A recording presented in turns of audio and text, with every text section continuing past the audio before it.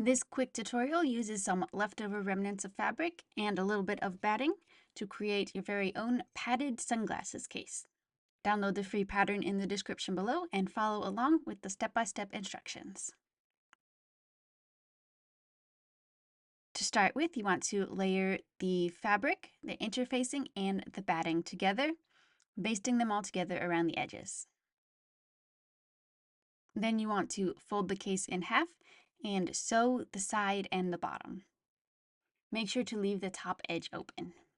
Now you want to clip the corners and trim the seams, and then turn the case to the right side. Now we want to prep the top of the case. First, you want to apply interfacing to the back of the top piece.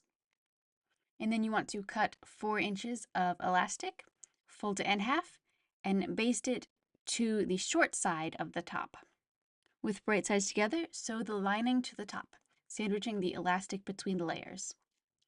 Sew only the sides, leaving the top open. Clip the corners and trim the seams, and then turn the top to the right side, poking out the corners. Now you want to sew the top to the back of the case with right sides together. Now it's time to prep the lining. Fold the lining in half and sew the bottom and the sides. Now trim the seam allowance and clip the corners. Place the case inside of the lining with right sides together. Line up the seam on both pieces and then sew around the upper edge.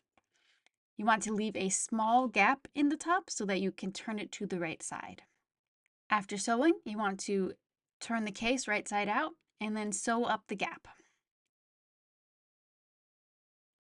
And last of all, you want to add the button so that you can hook the elastic over it. Fold over the top and see where the elastic meets up, and then choose a cute button to act as a hook for the elastic and sew it in place. And then you've finished. You have a new padded sunglasses case.